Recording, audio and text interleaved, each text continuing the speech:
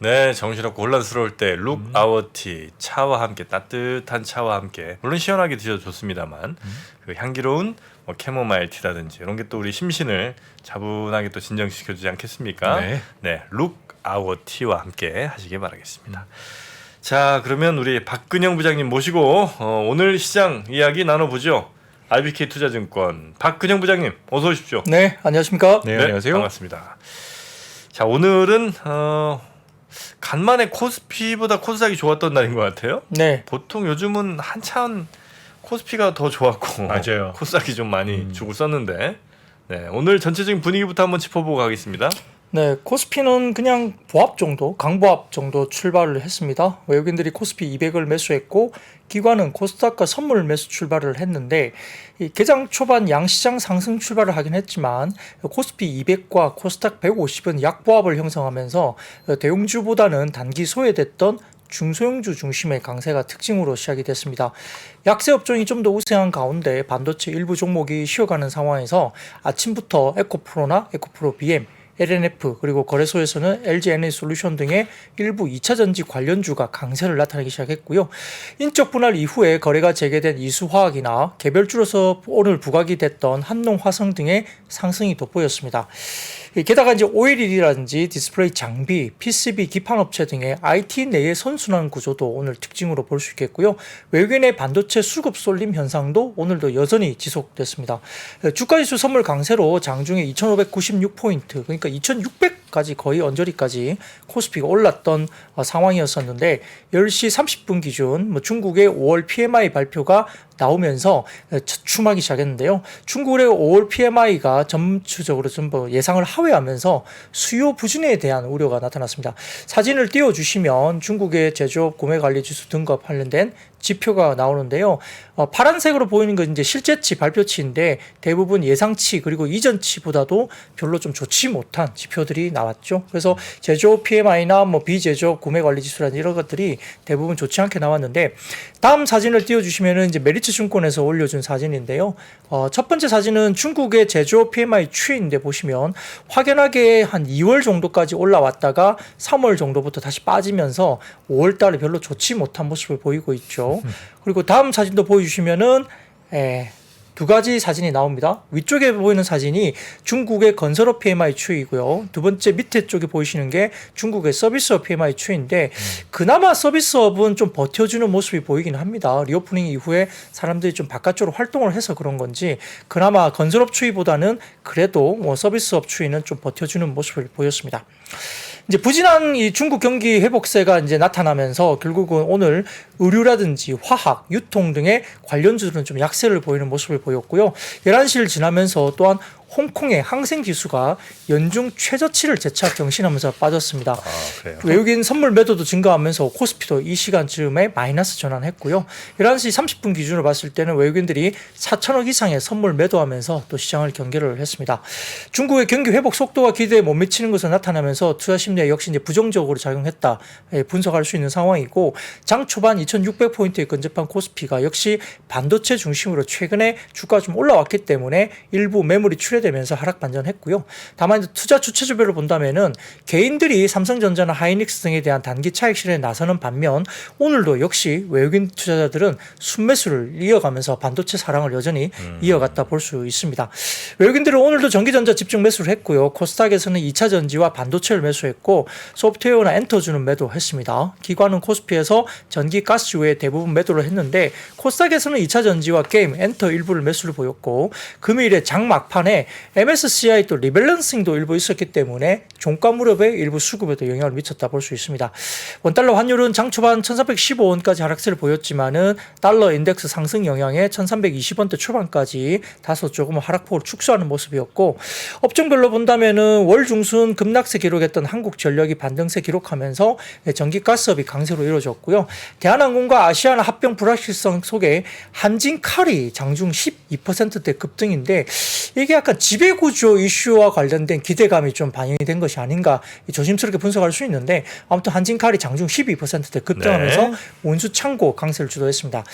올해 부진했던 뭐 제주항공이나 진에어 등의 LCG 주가도 반등가 나왔고요. 반면에 섬유의복과 건설업이 가장 부진했고 전기전자 업종 같은 경우는 반도체 종목들이 단기 차익 실현 매물 출회가 됐습니다만 IT 내에서 PCB 관련된 업체들이 강세를 유지하는 것이 특징이었고 LG에너지솔루션이 장중 4%대 상승하면서 업종에 대한 추가 하락도 제한했습니다. 코스닥은 외국인기관 동반 순매수 유입에 코스피 대비 상대적 강세를 기록했고요. 역시 업종별로는 일반 전기전자, 디지털 컨텐츠 강세였는데 시총 상위단은 역시 2차전지 소재주, 아까 말씀드렸던 에코프로나 에코프로 BM 등과 관련된 소재주가 강세에 뚜렷했고요. 반면 이제 건설과 오락 문화가 코스닥 쪽에서는 약세였습니다. 네. 자, 전체적인 시장 분위기 한번 쭉 훑어 주셨고요. 부진 종목들도 부진 업종들도 꽤 많았군요. 자, 그러면 첫 번째 섹터는 스마트폰 부품주부터 봅니까? 네, 뭐 생각보다 4월에 그 스마트폰 판매량이 좋지는 않았습니다만 역성장 폭이 축소됐다는 이제 이야기 나왔죠. 이것도 약간 바닥론에 대한 인식이 있는데 역시 이제 3분기 접어들면 이제 신제품이 또 나옵니다. 삼성도 아마 언팩 행사가 7월쯤에 이제 그 날짜가 잡힌 것 같고요. 애플도 한 달 정도 당겨서 신제품이 나온다고 하니까 이런 부분들이 좀 영향을 미치고 있는데 역시 삼성전자 갤럭시 점유율이 1위로 올라섰다는 점유율 소식이 있었습니다. 이제 키움증권은 오늘 보고서를 통해서 4월에 글로벌 스마트폰 판매량이 8,870만 대, 그러니까 전월비 대해서는 마이너스 3% 정도이고요. 전년비는 마이너스 11%로 뭐 여전히 부족하고 부진한 지표이긴 하지만 역성장폭이 축소됐다고 밝혔습니다. 지역별로는 중국이 역성장폭을 마이너스 2%까지 전년비 줄이면서 성장세 전환을 예고하고 있고 미국의 수요 부진이 다소 좀 두드러지고 있다고 분석합니다. 반면 이제 유통 재고 상황의 경우에는 중국 등은 개선되고 있고 인도 등은 높은 수준으로 유지되고 있다고 이야기를 하고 있습니다. 사진을 띄워주시면은 키움증권의 글로벌 월별 스마트폰 판매량 추이인데요. 이 분홍색 막대 그래프가 판매량이고 이 좌측에 지표가 있습니다.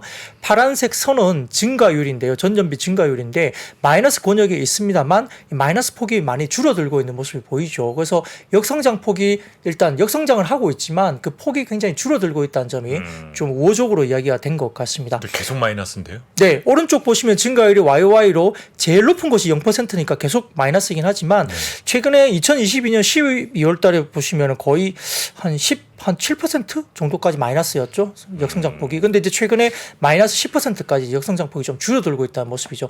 여전히 좋지는 않습니다만 마이너스 폭이 줄어들고 있다는 점입니다.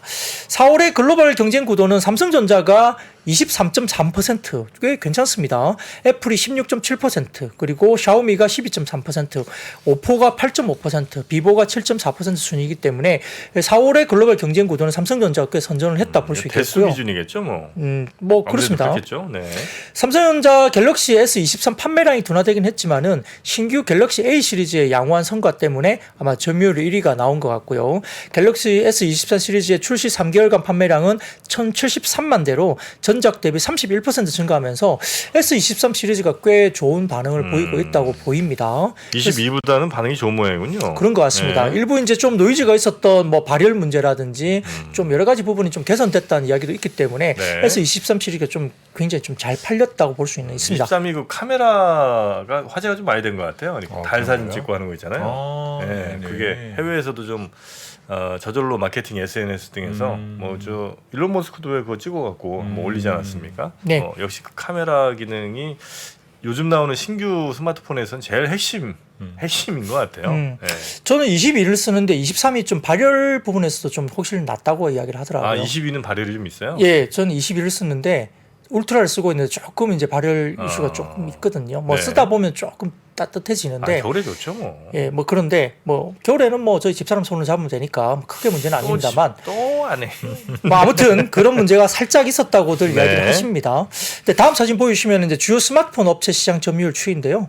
여기 보시면은 짙은 파란색이 이제 삼성의 점유율인데 22년 연말부터 해서 23년 들어오면서 일단은 애플을 좀 추월하기 시작했습니다. 네. 뭐 점유율 부분이 좀 올라왔다는 부분이고 애플은 살짝 빠지고 있죠. 그다음 샤오미하고 오포, 뭐 비보, 뭐 아너 이런 부분들이 좀 내려오는 부분인데요.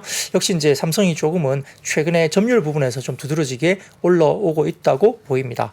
그래서 이런 부분들 때문에 뭐 이수페타시스나 뭐 코리아 서킷, 세코닉스, RF 세미 등등이 이제 부품주가 올라왔는데요. 이수페타시스 같은 경우는 오늘 리포트가 나오면서 MLB 등의 메인보드 기판이 이제 80% 이상이 중국산으로 이제 나오고 있는 상황입니다. 글로벌에서 그런데요. 최근에 이제 미중의 갈등에 대한 부분들에 대해서 반사 수요에 대한 분석 자료가 오늘 나왔습니다. 그래서 이수페타시스가 꽤 많이 주가가 올라왔고 PCB 업체 전반적으로 최근에 좋습니다. 뭐 TLB라든지 이런 종목들도 마찬가지고요. 그러면 일진 디스플레이 같은 경우도 보면 애플의 아이폰 주 소재인 합성 사파이어 러시아 생산 공장이 우크라이나군에 포격당했다라고 오늘 장중에 뉴스가 나왔습니다. 그러다 보니까 이제 이것 때문에 이제 일진 디스플레이가 이제 좀 수혜주로 거론이 되면서 급등했고 한솔 그 테크닉스인가요? 뭐 그쪽도 올랐다가 마이너스권으로 그쪽은 빠졌는데 일진 디스플레이가 장중에 상한가까지 올라가는 모습까지 보이면서 급등각을 보였다는 점도 이야기를 할 수 있겠습니다. 실제 네. 수혜가 있는 건가요?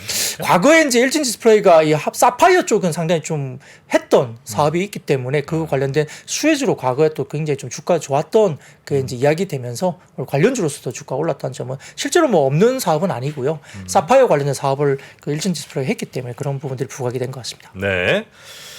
아 그리고 일론 머스크가 중국에 갔는데 역시 뭐 테슬라도 좀 올라가면서 2차 전지 주가가 오늘은 괜찮았죠? 네, 역시 이제 반도체가 올라가다 보니까 2차 전지가 좀 쉬었고 또 반도체가 좀 쉬니까 많이 2차 빠져있던 전지가? 2차 전지 쪽으로 좀 수급이 약간 넘어가는 게 아닌가라는 분위기다 보이는데요.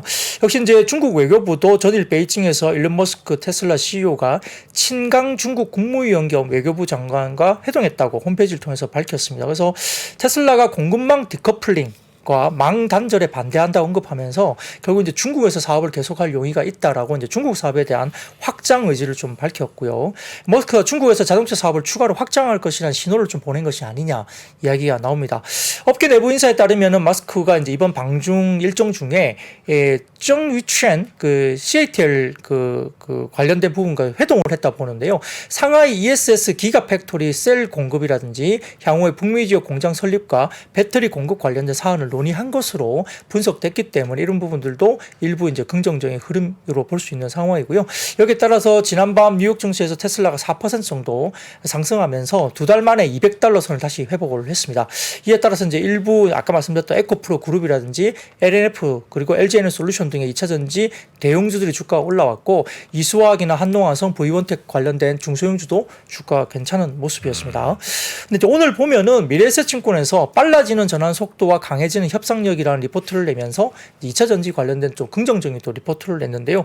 오히려 지금 상향 구체화되고 있는 OEM의 EV 타겟, 그러니까 이제 OEM은 이제 자동차 업체를 이야기하는데 이런 부분에서 좀 상향 조정되고 있다는 부분들이고 국가별의 정책 방향성이 강화되고 있으면서 지역별로 단기 수요 방향성이 상당히 긍정적인데 보조금 불확실성 해소된 미국 판매 증가에 주목을 한다라는 이야기를 했습니다. 사진을 좀 띄워주시면은 글로벌 배터리 수요 전망과 관련된 미래에셋증권의 수요 전망입니다. 여기 보시면 뭐 여러 가지 EV 배터리 수요가 전년비 52% 정도 증가할 것으로 보이는데 제일 아래쪽이 빨간색으로 보이는 게 중국이고요. 그다음에 약간 오렌지 색깔인가요? 이 부분이 유럽 쪽이고 그다음에 이제 푸른색이 북미, 그다음에 회색이 기타인데요. 역시 중국 쪽의 성장도 있지만 역시 북미 쪽의 성장이 전년비 105% 성장. 그러니까 역시 미국 쪽의 그 전기차 관련된 그 보급률이 작년에 8%가 채 안 됩니다. 한 7.7 정도이기 때문에 유럽과 중국은 이미 30%가 넘어가고 있는 부분에서 역시 북미 쪽의 성장과 기타 지역의 성장이 많다는 이야기고요. 네. 다음 사진 보여주시면은 이제 EV 대당 탑재량 과정을 보여주는 이제 자료인데요. 올해부터 대당 탑재량이 상승이 본격화된다는 겁니다. 이게 이 사진이 뭐냐면 EV 배터리 평균 탑재량 과정인데 역시 이제 대당 탑재량이 크게 생산하는 것은 결국 이제 미국 쪽에 관련된 부분들이 조금 큰 트럭들이 많이 나오잖아요.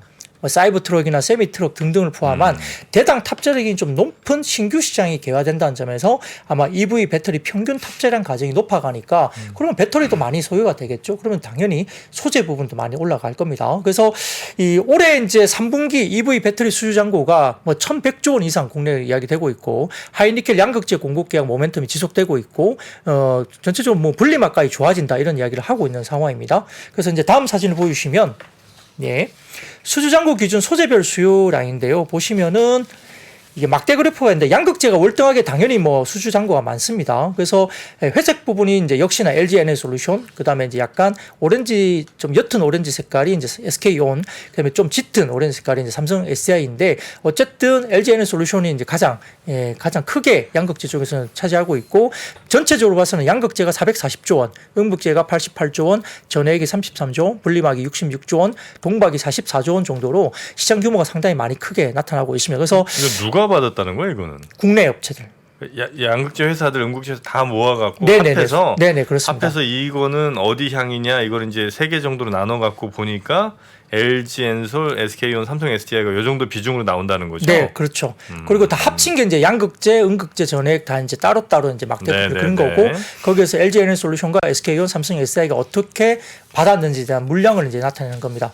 양극재가 압도적이죠, 역시나 뭐 그렇습니다. 그래서 LG 에너솔루션의 실적 추정치도 상향 조정되고 있고 LG 에너솔루션도 보면 지금 현대차양 또 이번에 좀 계약을 했지 않습니까? 그러면서 이제 또 수주에 대한 이슈가 또 있기 때문에 가정에 대해서는 상당히 좀 긍정적으로 바라보는 것 같고 이제 북미 시장 분석을 해보면 26년까지 북미 배터리 과부족이 예상된다는 이야기를 이제 오늘 미래에셋증권에서 또 코멘트를 내서 했고요. 그래서 아마 한국 배터리 업체 북미 LFP 투자도 또 이야기 나오고 있고 그다음에 중국과 일본 배터리 업체 소싱 다변화, 소재 소싱 다변화가 나오기 때문에 이런 부분도 이제 긍정적이다 이야기를 했습니다.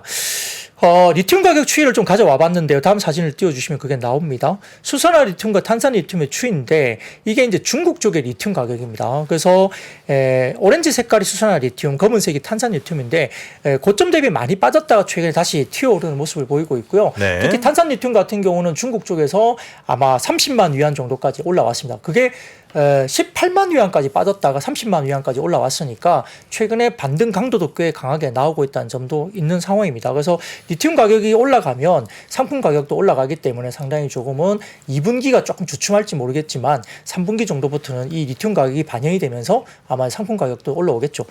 어제 오늘 저희 IBK 증권에서 이제 이 2차 전지 소재 배터리 소재 관련된 아주 핵심적인 IR을 지금 코퍼렛 데이를 어제부터 계속적으로 하고 있습니다.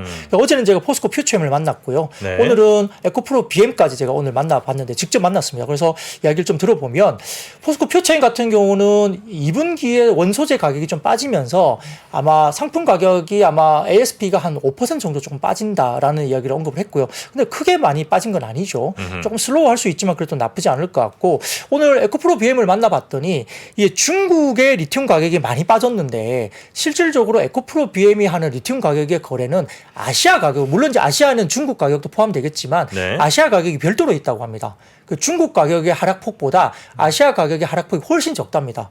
그래서 생각보다 이 중국의 탄산 리튬 가격보다 훨씬 높은 가격에 거래를 했기 때문에 그렇게 빠지지 않는다라고 이야기를 하거든요. 그래서 생각보다 에코프로 BM이 그러면 뭐 실적이 나쁘진 않겠네라는 의미로 좀 들리거든요. 그러니까 중국의 리튬 가격이 있고 네. 아시아 시장에 리튬 가격이 있는데 네. 중국은 가격이 훨씬 많이 빠졌고 네. 아시아는 가격이 그렇게 많이 안 빠졌다는 생각보다 거죠? 훨씬 더 높은 가격이 형성되어 있다고 합니다. 그게 근데 그 양극재 회사들한테는 오히려 좋은 거예요? 네, 그 기준으로 따진다면 상품 가격이 훨씬 더 높은 상품 가격으로 본인들이 낼 수 있다는 거죠. 그래요? 네. 아니 원가는 저렴해지고 가격을 많이 받으면 좋은 거 아니에요? 그렇게는 못 한다는 얘기인가? 그게 그렇게 되지는 연동이 않는 좀 것 같고. 되나? 네, 우리가 이제 일반적으로 생각하면 원재료가 많이 빠지면 스프레드가 벌어진다 생각하는데 밀가루가 빠지면 네네. 농심 라면 뭐 이런 거 좋잖아요. 네, 근데 이제 이게 약간 2차 전지는 좀 복잡한 것 이거 같더라고요. 뭐 네. 가지고 있는 원재료를 또 얼마나 재고를 갖고 있는지, 또 뭐 한 3개월 이상 이제 또 뭐 시장이 또 약간 시간이 레깅 된다는 점, 이런 것들 때문에 또 원자재가 또 많이 빠지면 상품 가격도 연동해서 또 이제 무슨 가격을 또 책정을 하게 되는데 뭐 여러 가지 복합적인 부분을 생각해봤을 때 리튬 가격이 안 빠지는 게 좀 좋은 분위기로 간다고 이야기를 하더라고요. 근데 최근에 이제 이제 그 중국 쪽에서 탄산 리튬이 60만 위안까지 갔다가 18만 위안까지 빠졌다가 30만 위안 정도 와 있는데 네. 그게 이제 중국 쪽의 가격이고 실질적으로 아시아 가격은 또 다르게 형성이 되는데 물론 중국이 일부 반영될 수도 있겠지만 훨씬 높은 가격으로 형성이 됐다고 합니다. 그래서 그런 가격 중심으로 본인들의 에코프로 BM의 어떤 가격들이 좀 형성됐기 때문에 생각보다 우려하는 것보다는 그렇게 많이 안 빠졌다고 언급을 했기 때문에 그러면 실적이 2분기에 그렇게 많이 뭐 부러지지는 않겠네라는 의미를 가질 수도 있고 아마 반등세가 오늘 좀 나온 것도 뭐 그런 부분들을 좀 영향 미치지 않았을까 생각되고 있습니다. 네.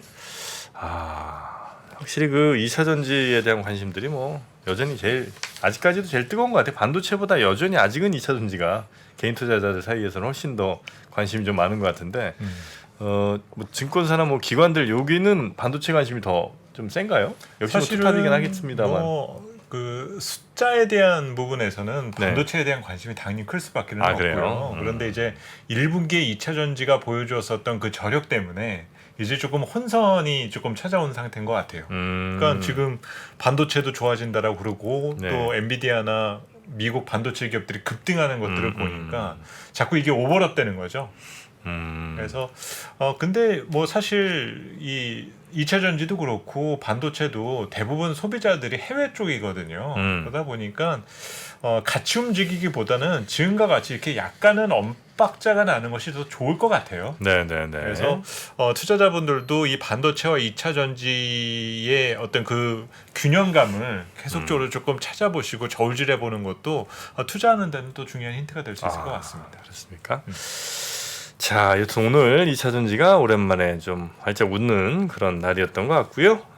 다음은 자동차 관련입니까? 네, 자동차 쪽인데요. 뭐 완성차도 그렇기도 하지만 부품주도 괜찮고요. 오늘 SK증권에서도 보고서를 내면서 이 자동차용 반도체 공급 부족으로 인한 펜트업 디맨드 때문에 이게 이제 뭐 그런 어떤 굉장히 몰려 있는 수요라는 이야기죠. 그래서 올해부터 글로벌 자동차 시장에 성장 사이클을 진입했다 분석하면서 잃어버린 3천만 대 차량 수요가 Q 성장을 이끌면서 그러니까 이제 물량의 성장을 이끌면서 최근에 높아진 평균 판매 단가와 만나면서 호실적을 지속할 것이다. 그러니까 1분기 실적이 피크아웃이 아니라는 이야기를 뭐 하는 것 같습니다. SK증권의 보고서는요.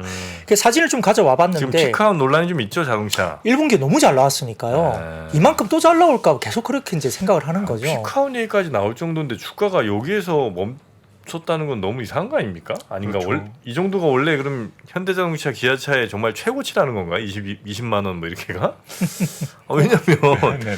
피크아웃이 예를 들어 뭐 1분기에 찍었다고 치면 작년 연말이든 뭐 3분기든 조금 앞서서 자동차 최고가를 찍어야 될 거 아니에요. 네.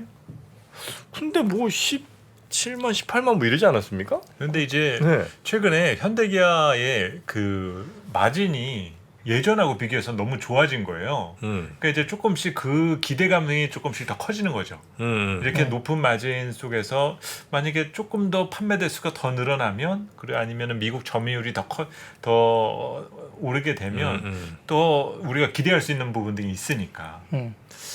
자, 그럼 설명 드려볼게요. 네. 일단 이제 자동차 섹터는 내연 기관을 잘한다고만 가지고는 멀티플 상향이 좀 어려운 환경으로 이제 간 안 건 되죠. 예. 명확한 것 같고 전기차 쪽에서의 약진이 두드러지게 나타나야지만 이 멀티플이 올라간다고 가정을 하는 겁니다. 자, 사진을 먼저 띄워주시면 SK증권에서 나온 건데 올해 현대기아의 영업이익 추정치 추이 변화인데 보세요. 2023년 접어들면서 영업이익 추정치가 계속 상향 조정이 되고 있습니다. 그래서 박스권 분위기에서 가다가 상향 조정이 급박하게 나오기 시작했죠. 그러니까 어쨌든 한 단계 레벨업은 분명히 영업이익 추정치가 올라가고 있는 게 보입니다. 아주 이렇게 좀 뭐랄까 전통 산업 중에서 이렇게 올라가는 게 몇 안 돼요. 사실은 어떻게 보면 과거에 반도체가 굉장히 잘했던 부분들을 지금은 자동차가 이끌고 있다고 봐도 과언이 아닙니다. 국내의 EPS 추정치를 이끌고 있는 상황인데요. 네. 다음 사진 보시면은 현대기아의 영업이익률 추이입니다. 빨간색 선이 현대차의 OPM 마진율이고 기아의 이제 OPM 마진율이 이제 회색 선인데 보세요. 특히 이제 기아는 더 두드러지게 많이 올라가죠. 역대급이란 거네요. 마진율이 저렇게 많이 올라가는 겁니다. 마진율. 그러니까 이제 매출 볼륨을 떠나서 OPM 마진율이 올라간다는 것은 10%를 넘어섰다는 거거든요. 기아 OPM 마진율이요. 그리고 현대도 보면은 최근에 2000년도 후반부터 시작해서 쭉 많이 빠졌다가 빨간색 OPM 마진율도 현대차가 올라가고 있는 모습이 보이죠. 그러니까 마진율도 확실히 개선세가 나온다는 겁니다. 이게 만약에 경쟁에서 밀리게 되면 마진율이 나타날 수가 없죠. 인센티브가 올라가게 되고 여러 가지 부분의 비용적인 부분. 그러니까 뭐 우리가 이제 현대기아가 미국 쪽에서 밀린다. 브랜드력이 밀린다 그러면 뭐 판매하는 판매사에게 뭐 인센티브도 많이 줘야 되고 그러면 마진율이 떨어질 수밖에 없는데 마진율이 회복되고 있다는 것은 브랜드력의 회복으로도 우리가 해석할 수도 있겠습니다. 저 그림에서도 보면 지금 가장 전에 마진이 좋았었던 게 2009년, 2010년이거든요. 그러네요. 예. 도요타 사태 때예요. 미국에서. 네. 그래서 네, 이제 네. 미국에서 처음 이제 현대기아 차 점유율이 두 자리 숫자로 올라갔었을 때 저렇게 높은 마진이 나왔는데 지금도 이제 이번에는 도요타를 제대로 잡는 거 아니냐 이 얘기들이 지금 자꾸 나오고 있는 거죠. 그리고 네네네. 저 기아가 영업이익률이 10%나 나오는데 우리 상장 기업들은요. 영업이익률이 한 5에서 6 정도밖에 나오지는 않아요. 그리고 항상 자동차도 그 언저리에 있었어요. 항상. 네. 그런데 지금 저렇게 2배 이상의 마진이 나오고 있다라는 거는 이 회사는 무슨 변화가 생겼나? 이런 의심을 할 수밖에 없는 거죠. 네. 자, 그리고 다음 사진 보여주시면은 이제 현대기아를 설명하면서 메리츠증권도 그렇고 SK증권도 그렇고 제가 좀 리포트를 좀 읽어보면 우리가 이제 수요에 대한 우려가 있지만 결국은 이제 핵심이 현대기아가 지금 어디 시장에서 유력하게 이야기되냐면 수요가 플릿 시장이다. 플릿 시장. 플릿 시장이라는 것은 이제 렌터카 같은 그런 시장이거든요. 대규모로 이렇게 거래를 할 수 있는 렌터카 시장인데 이 US 쪽 미국 쪽의 플릿 연간 판매 추이를 보면 코로나 때 이 플릿 세일즈가 완전히 줄어들었죠. 거의 반토막 났습니다. 그러니까 코로나 때문에 당연히 렌터카 시장이 죽었기 때문에 새로운 플릿 계약에 대한 어떤 수요가 완전히 반토막 났었던 거죠. 근데 지금은 완전하게 이제 이동이 자유롭게 되고 완전히 코로나 사태가 벗어나니까 이 렌터카에 대한 수요가 또 높아질 수밖에 없기 때문에 업체들은 이런 플릿에 대한 수요를 확장하기 위해서 공급을 원할 수밖에 없죠. 그게 이제 2000년도부터 2020년도부터 2022년까지 굉장히 반토막 났던 이 수요가 그 뒤로 플릿 시장이 이제 올라간다는 이야기를 멜츠증권의 리포트도 똑같이 이야기를 하고 SK증권도 이렇게 최근 3년간의 그 플릿 시장에서 반토막 났던 이연 수요가 그 다음에 플릿 시장에 온다는 걸 이야기를 하는 겁니다. 그래서 이렇게 이제 플릿 시장에서의 어떤 현대기아가 점유율을 굉장히 높일 수 있는 환경으로 보이고 또 그쪽으로 또 전략적으로 지금 포커싱을 하고 있습니다. 그래서 다음 사진 보시면은 미국 쪽의 4월 판매량, 플릿 4월 판매량인데요. 이게 보시면은 회색 부분이 2022년 4월 기준이고 빨간색이 23년 4월 기준이니까 연간으로 비교를 하는데 아마 커머셜, 그다음에 거버먼트, 렌탈 부분에서 대부분 다 확실히 좀 올라오는 게 보입니다. 4월 한 달만 보더라도요. 그래서 이게 보시면은 올 리테일로 보시면 전반적으로 지금 보시면 상당히 좀 플릿 판매량이 4월 한 달간 놓고 보더라도 상업적인 부분, 그다음에 정부 부분, 그다음에 렌탈 부분에서 전반적으로 다 올라오는 게 보이죠. 그래서 이 시장을 공략한다는 거고 과거에 현대기아가 플릿 시장의 점유율이 상당히 높았는데요. 최근에 많이 줄어들었고요. 거의 바닥까지 줄어들었는데 이 시장을 공격적으로 지금 하겠다고 이야기를 하는 것 같습니다. 네. 근데 플릿 시장은 현대차, 기아차가 그 이른바 무슨 좀 마진 요즘 이제 마진 많이 남는 차들 많이 팔잖아요. SUV라든지 뭐 이런 것들. 그렇겠죠. 네. 근데 플릿 즉 무슨 렌터카나 이쪽에서는 현대기아차를 렌터카로 필요해서 쓰는 사람들은 대체로 좀 중저가의 렌트 비용을 지불하고 싶은 사람들이 많은 게 사실 아닙니까? 그럴 수도 있죠. 네, 그러니까 이제 네. 이익률에 대한 부분들은 플릿 시장이 지금 뭐 제네시스를 파는 것과는 좀 다를 수는 분명히 있겠죠. 근데 이제 수요에 대한 부분에서 보면 대수 자체가 좀 늘어나니까 어차피 Q에 대한 부분이 있고요. 또 뭐 전방에서 어쨌든 P 부분도 ASP도 어쨌든 제네시스가 잘 이끌고 가고 있기 때문에 네네. 그리고 SUV 시장에서 일단은 뭐 펠리세이드나 텔루리드 뭐 이런 관련된 시장에서 어쨌든 잘 두각을 나타냈거든요. 네. 그러니까 이제 비싼 차종과 관련 믹스 개선도 돼 있기 때문에 뭐 플릿 시장까지 어쨌든 없는 시장에서 뭔가 좀 더 올라온다는 부분에서는 사실 그걸 뭐 굳이 폄하할 필요는 없을 것 같습니다. 네네네네. 뭐 플릿 계약이 없는 거하고 뭐 낮은 마진율이라도 물량을 많이 밀어내는 거하고 또 그럼요. 다른 네. 이야기거든요. 플릿을 그래서 많이 지금 한다는 거야, 아니면 하겠다는 거예요? 하겠다는 거죠. 하겠다는 예. 거예요? 과거에는 꽤 많이 아마 플릿 시장의 점유율이 꽤 높았던 걸로 기억을 하는데요. 현대자동차가. 예, 근데 거의 지금은 거의 없다시피 바닥권까지 빠졌다고 합니다. 점유율이. 근데 그걸 이제 다시 한번 올리는 거니까 기존에 뭐 많이 있는 상태에서 좀 올라가는 게 아니라 아예 거의 바닥권까지 있는 상태에서 올라가는 거니까 그것도 플러스 알파가 분명히 되는 거죠. 네. 근데 문제는 이제 아까 말씀하신 것처럼 다음 사진입니다. 현대 기아와 글로벌 OEM의 12개월 포워드 PER 추이인데요. 이게 보시면은 제일 아래쪽에 검은색이 기아 밸류에이션이고요. 그 다음에 좀 짙은 붉은색이 현대차입니다. 그 위에 혼다가 있고 그 위에 도요타가 있죠. 그러니까 도요타는 PER이 10배가 훨씬 넘습니다. 그죠? 한 11배? 10배, 11배 정도 받고 있는 거죠. 그리고 혼다 같은 경우도 거의 뭐 8배, 9배 가까이 받습니다. 근데 현대 기아는 5배, 6배가 안 됩니다. 한 5배 정도. 그러니까 최근 들어서 이제 그 도요타의 MS가 빠지고 현대기아가 그 MS를 먹어가는 모습이잖아요. 혼다라든지 그다음에 뭐 여러 가지 미쓰비시 뭐 이런 쪽도 닛산 쪽도 빠지고 있고요. 그와 관련된 MS가 현대기아가 아무튼 그쪽의 점유율을 어느 정도 갉아먹으면서 올라가고 있기 때문에 뭐 도요타가 물론 잘합니다만 밸류에이션이 절반 정도밖에 못 받는 입장에서는 밸류에이션 갭을 어느 정도 메꿀 수도 있지 않을까? 이런 네. 생각도 할 수 있는 거죠. 네. PR 5배 정도면 정말 싼 거죠. 그러네요. 네, 그러니까 여기서 뭐 8배 간다고 해서 비싸다고 말하기는 좀 어렵다는 점에서 그러면 5배에서 8배 가면은 50%입니다. 상승률로 본다면. 네네. 근데 거기에다가 이익까지 올라가면 밸류에이션에다가 이익까지 올라가게 되면 주가는 올라갈 수 있는 동의는 좀 뭐 설명할 수 네, 있다 네. 이렇게 볼 수 있습니다. 뭐 자동차가 뭐 20배 받는다면 아무래도 이건 좀 부담스럽겠지만 PR 5배에서 조금 더 올라간다는 부분들은 그렇게 부담스럽지는 않을 거로 보입니다. 다만 이제 자동차에 많이 그걸 못 주는 게 지금 내연기관 말고 이제 그 넥스트는 뭐냐 이제 요거에 대한 답을 어떻게 내놓느냐에 따라서 좀 그냥 전통 산업 혹은 이제 사양 산업 쪽으로 이제 판단하고 그 PR을 좀 안 주느냐 아니면 새로운 어떤 변화에 잘 적응한다 싶어서 더 주느냐 뭐 그 차이는 좀 있는 것 같더라고요. 그렇죠. 네. 그나저나 플릿 시장이 뭐냐고 이제 물어보시는 분들이 좀 있는데 아마 그 렌터카 무슨 에이비스 렌터카 이런데 이제 대량으로 뭐 한 번에 뭐 5,000대 이렇게 이제 네. 계약을 해갖고 주는 거 아니면 무슨 캐피탈사의 뭐 리스를 그냥 뭐 한 10,000대씩 이렇게 주거나 뭐 또 뭐 있죠 무슨 큰 저 아마존 같은데 이런데 뭐 5,000대씩 이렇게 들어가는 걸 아마 플릿 계약이라고 하는 모양이죠. 맞습니다. 네, 맞습니다. 그런 걸 플릿 시장이라고 하고 거기에 이제 아무래도 한 번에 들어갈 때 좀 많이 들어가다 보니까 뭐 그런 대수 뭐 이런 물량 자체를 좀 키울 수 있는 좋은 기회가 될 것 같습니다.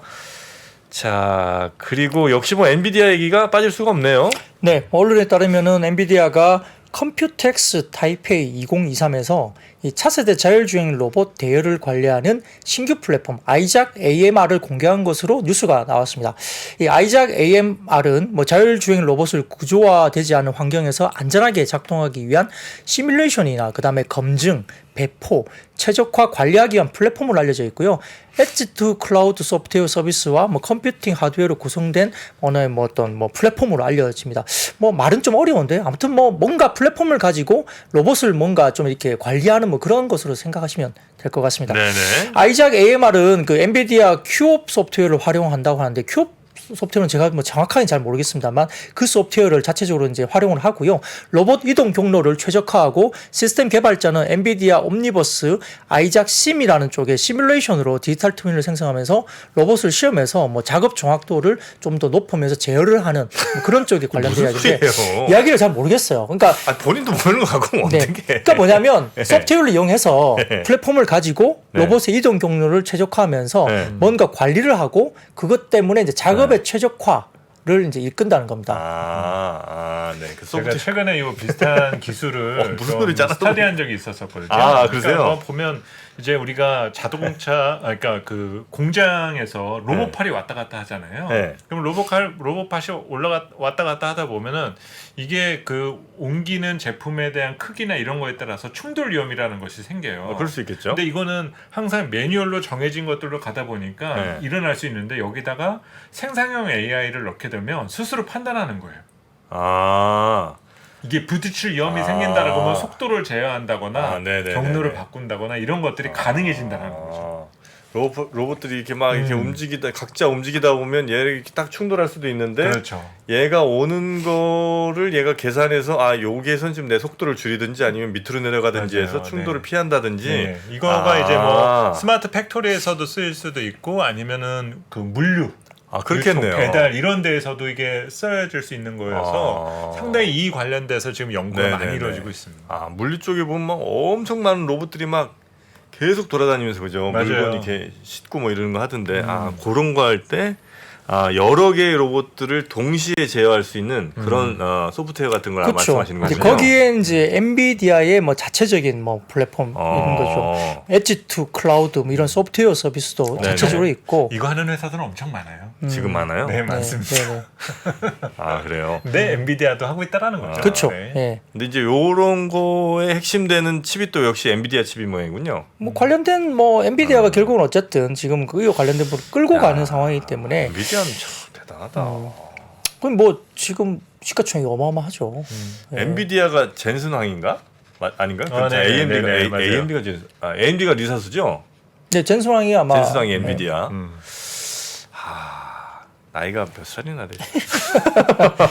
여하튼 뭐 이런 게 나오면서 뭐 세코닉스, MDS테크, RF 세미, T 로보틱스, 엠노, 뭐 브이온텍, 뭐 자율주행, 뭐 지능 로봇 뭐 관련된 테마주로 언급됐던 종목들이 같이 오늘 좀 주목을 받았다는데, 근데 이게 뭐 그냥 기술적으로만 이제 그냥 우리가 실험실에서 되는 게 아니라 실제 정말 뭐 로봇 시뮬레이션 때문에 뭐 우리가 어떤 뭐 그 공장이라든지 뭐 아니면 우리가 물류 이런 쪽에 실제로 이렇게 사용될 수 있죠. 실제 쿠팡 물류 센터 이런 데 가보면 실제로 막 이렇게 다니는 게 보인다고 하는데 정말 좀 신기할 정도로 이렇게 좀 뭔가 최적화되는 부분들이 보인다면은 뭐 산업에 연관이 바로 된다는 거니까요.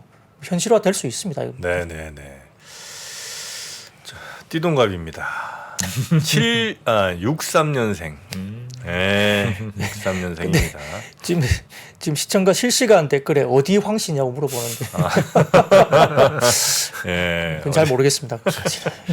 황씨, 네, 대만 출신으로 지금 이제 알려져 있죠. 이민자 가족이고요. 본인 지분 가치만 한 46조 원쯤 되는 걸로. 46조 원. 아이고야. 자, 그리고 OLED 저 삼성 디스플레이 탑재가 뭐 제네시스에 들어갑니까? 네, 뭐 오늘 뉴스인데요. 뭐 이것 때문에 뭐 꼭 움직였다기보다는 최근에 OLED가 굉장히 주목을 계속 받고 있는데, 아무튼 오늘 언론에 따라서 이제 현대차가 최근 진행한 제네시스 디스플레이 입찰에서 삼성 디스플레이를 최종 공급사로 선정했다. 그래서 현대차 차기 제네시스에 삼성 디스플레이 OLED가 탑재될 계획으로 정했습니다. 사실 뭐 삼성 디스플레이나 LG 디스플레이 쪽의 OLED는 뭐 벤츠 차량이라든지 최근에 이제 프리미엄 차종에 유럽 차종에서도 이제 들어간다고 이야기가 계속 나오고 있는 상황이거든요. 그래서 OLED 관련된 대화면 디스플레이가 실제 이제 차종에 이제 진입을 하게 되는 것 같습니다. 그래서 지금 제네시스가 역시 이제 현대차의 플래그십 모델이기 때문에 현대를 대표하는 차량에 들어가게 되면 이게 이제 적용되는 최초이고요. 이번 OLED 공급은 뭐 이재용 삼성전자 회장과 정의선 현대차 그룹 회장의 미래차 분야 새로운 협력 관계를 보여준다고 볼 수 있기 때문에 의미가 좀 있다고 보입니다. 그래서 이런 부분들이 좀 언급이 돼서 좀 이슈화가 됐고요. 최근 삼성 디스플레이가 뭐 다수의 OLED 업체들과 공급 계약을 체결하고 있고 이런 부분들 때문에 최근에 좀 발주 관련된 이슈가 있었죠. 그래서 전날 힘스라든지 그다음에 FNS테크, 그다음에 필옵틱스, KC텍 이런 종목들이 삼성 디스플레이와 디스플레이 제조 장비나 제조용 기계 장치 공급 계약을 체결했다고 공식적으로 계속 다다닥 이렇게 나왔거든요. 그러니까 발주가 본격화된다는 이야기가 나오면서 이제 OLED 관련된 쪽이 지금 주목을 받고 있는 상황입니다. 거기에 따라서 뭐 힘스나 뭐 버이온텍, 필옵틱스, 야스, 인베니아, 선익 시스템 등등도 이제 오늘 주목을 받았는데요. 키움증권에서 역시 이제 OLED 산업과 관련된 부분에서 이제 오늘 리포트가 나왔었고요. 네. 이거는 이제 뭐 디스플레이 산업이 이제 자동차뿐만 아니라 우리가 알고 있는 아이패드 이야기가 결국 나옵니다. 24년도부터는 OLED 아이패드 출시, 그리고 맥북도 이제 27년 정도부터는 나오거든요. 그래서 IT 쪽에 OLED 침투율 증가가 계속 나오면서 소재나 부품에 대한 증가가 실적 성장 사이클이 재개될 것이다 보는데요. 삼성 디스플레이가 8.7세대 신규 라인 투자 결정 이후에 이제 장비 발주가 착수되면서, 그리고 LG 디스플레이도 6세대 IT OLED용 라인 셋업 진행 중에 있기 때문에 뭐 8.7세대 신규 라인 투자는 또 내년으로 예상되고, 장비 발주가 아까 일부 있었다고 제가 말씀드렸습니다. 그래서 뭐 애플의 XR이라든지 LG 디스플레이와 삼성전자의 WOLED 공급 등에 대한 모멘텀도 최근에 나왔고요.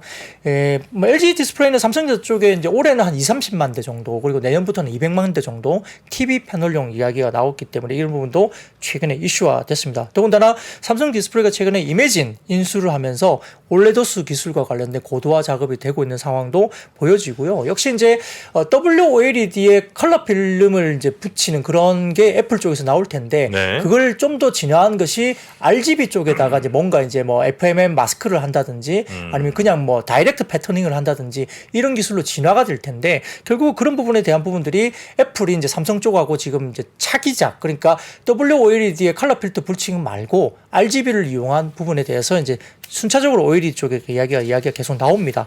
그래서 이제 아이패드의 연간 판매량이 한 3,4천만 대 정도 수준인데 내년부터 순차적으로 OLED 패널로 전환할 경우에는 뭐 내년에 한 1,000만 대 정도 수준 그리고 뭐 내후년 더 들어갈 건데 결국 이 부분도 투스택 텐덤 구조라고 해서 이제 지난번에 RGB가 한 층이 아니라 이제 두 층으로 올라간다 말씀드렸죠. 그것도 마찬가지고 이런 부분들 때문에 결국은 아이폰 대비 면적이 4배 그리고 두께는 1.5배로 이제 올라가기 때문에 대당 한 6배 소재 증가 예상되니까 연간 판매량으로 본다면 아이폰 규모의 신규 시장이 아이패드 쪽에서 새롭게 생성되니까 네. 소재 입장에서는 상당히 좋을 수 있죠. 2분기까지는 OLED 관련된 소재나 이런 쪽이 실적이 조금은 안 좋을 겁니다. 좀 보시는 게 좋은데 그럼에도 불구하고 일단 신규 시장에 대한 24년 이후에 이야기가 나오기 때문에 OLED 관련 쪽이 지금 주목을 받고 있는 상황인데 자 다음 사진을 보여주시면은 이제 OLED 소재 서플라이 체인인데 조금 작을 수는 있습니다. 글자가. 네. 근데 이제 제가 올려드리는 그 자료실에 들어가시면은 이 관련된 원본 그 작업을 볼 수 있으니까 출력하시면 이게 눈에 잘 보이십니다. 그래서 삼성 디스플레이 쪽과 LG 디스플레이 쪽에 들어가는 서플라이 체인의 종목들이 잘 정리가 되어 있는 키움증권의 자료니까요. 이걸 보시면은 어느 쪽으로 어떤 종목들이 어떻게 들어가고 이제 눈에 보이시니까 조금 참고를 하시면 될 것 같습니다. 네. 자, 서플라이 체인도 한번 공부해 보시는 것도 괜찮겠습니다. 근데 디스플레이가 한참 정말 너무 어렵다가 요즘 다시 조금 이야기들이 좀 나오는 것 같은데 어떻게 될지는 한번 잘 추적을 해보죠. 그리고 LCC. 네. 여기 지금 오늘 좋습니까? 오늘은 반등을 줬습니다. 1분기가 극성수기였기 때문에 뭐 일본 쪽의 수요라든지 여러 가지 부분에서 LCC 업종들이 1분기 숫자가 엄청나게 폭발적으로 좋았었죠. 그래서 이제 주가가 올라갔다가 2분기 접어들면서 이제 다소 조금은 티켓 가격이 조금 살짝 꺾인다. 그러면서 이제 1분기와 같은 뭐 성장이 2분기는 조금 나오기가 쉽지 않다는 이슈 때문에 이쪽도 약간 피크아웃 논란이 있었어요. 그러다 보니까 종목들이 좀 쉬어가고 최근에 조금은 관심을 못 받았는데요. 근데 이제 유진투자증권에서는 올해 하반기 전망을 이야기를 하면서 리포트를 냈는데 피크아웃이 아니다. 노 피크아웃 이런 이제 제목으로 올해 이제 항공운송 쪽에 관련된 하반기 전망 자료를 오늘 냈습니다. 더 간다는 거예요?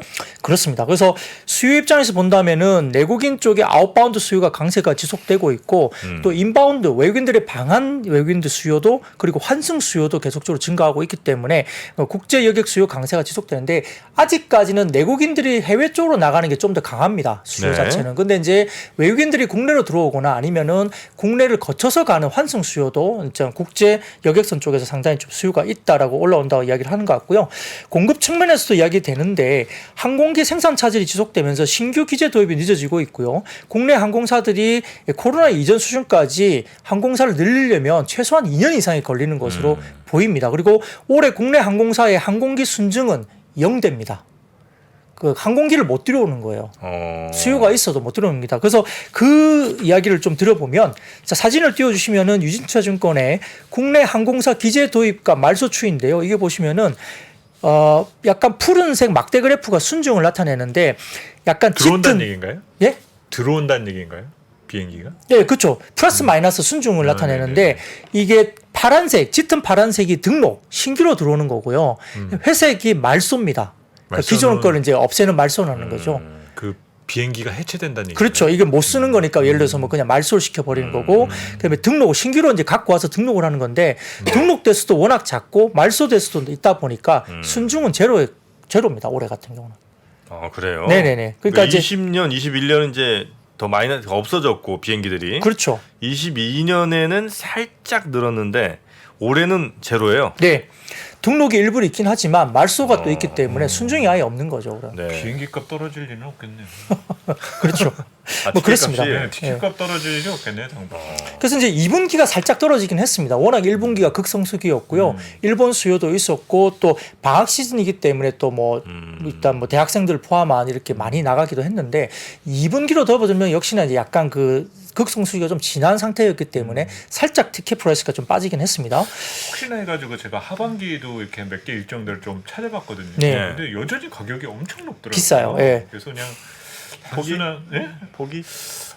그러니까 이제 포기해야 되는 상황인지 아니면 이게 진짜 안 바뀔 상황이면은 지금이라도 해야 되고 해야 되는 예약을. 거잖아요. 아니면 네. 이제 조정을 해야 되는 거니까 뭐 한 번, 두 번 갈 거 한 번으로 줄인다라든지 해서 이제 결정을 해야 되는 거니까. 네. 해외 항공사들이 좀 들어오지 않을까요?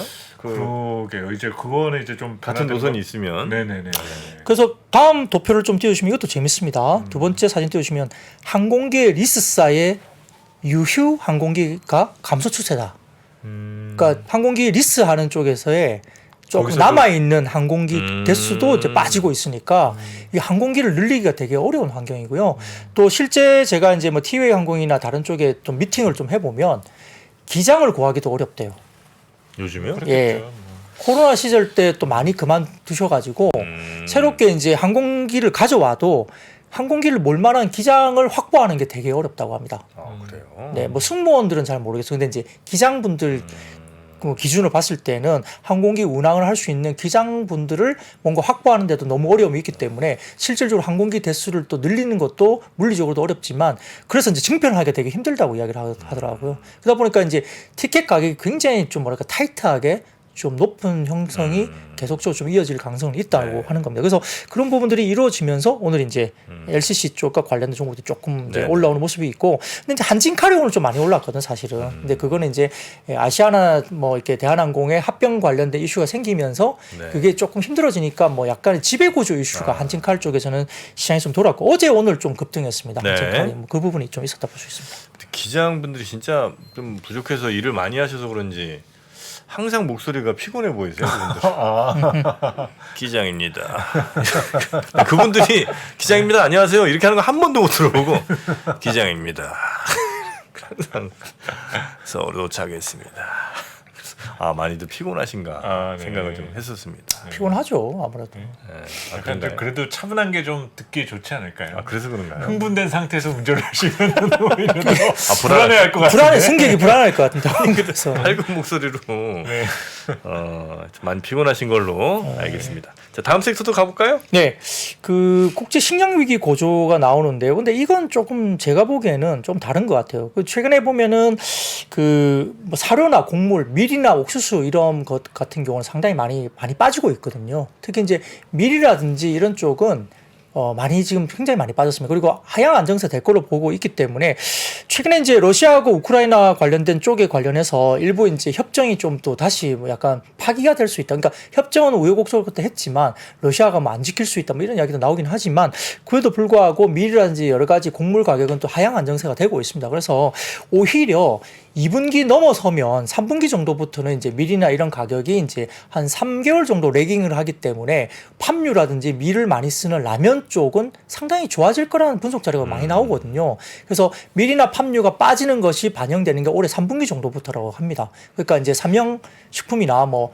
농심 같은 경우는 지금 아마 52주 신고가인가요? 네. 계속 가고 있고 삼양식품은 최근에 1분기의 숫자가 약간 좀 좋지 못하게 나왔기 때문에 마케팅 비용이나 신제품 관련된 부분 때문에 1분기 숫자가 조금 안 좋아서 주가 많이 빠져 있는데 오늘 또 반등은 좋습니다. 그래서 이런 부분도 좀 지켜보면 좋겠고 다만 최근에 슈퍼 엘니뇨 관련된 이상기온 관련된 이야기가 나오거든요.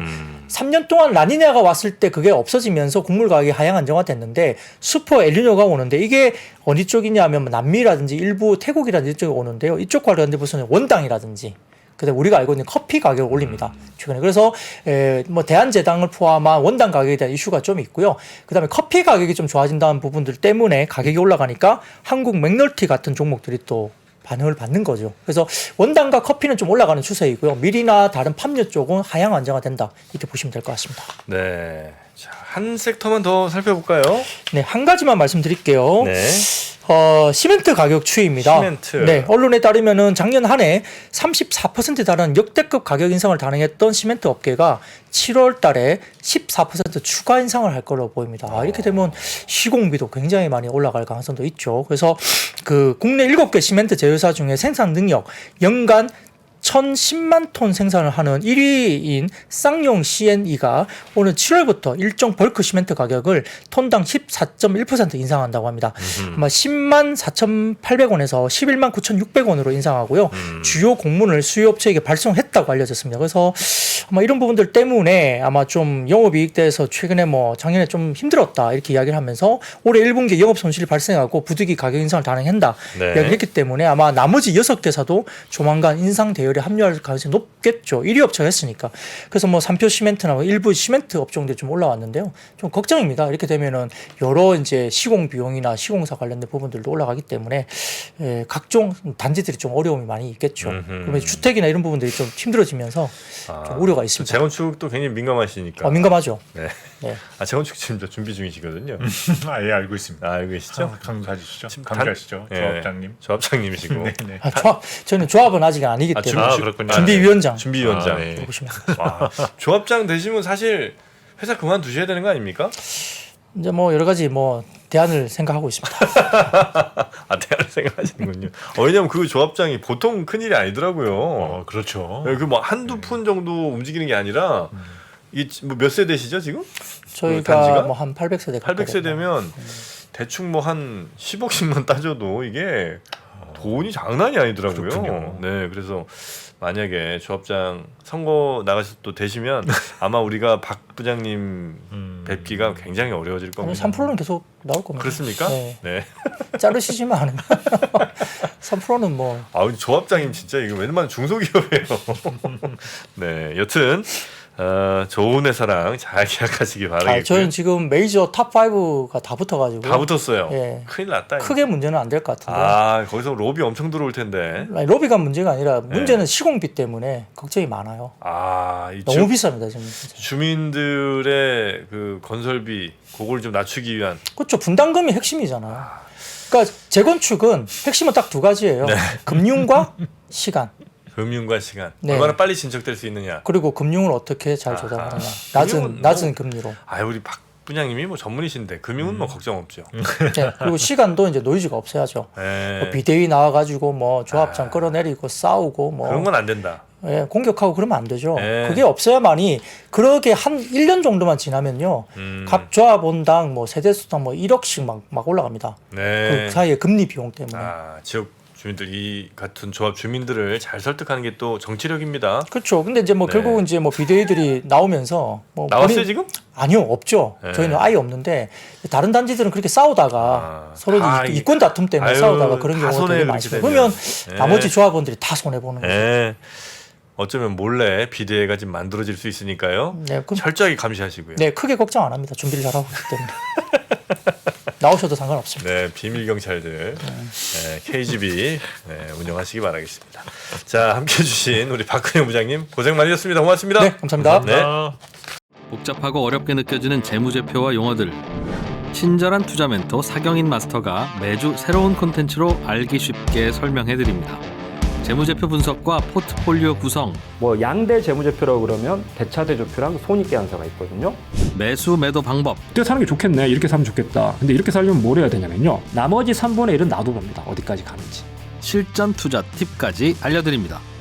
오직 3프로 멤버십에서만 만나실 수 있습니다.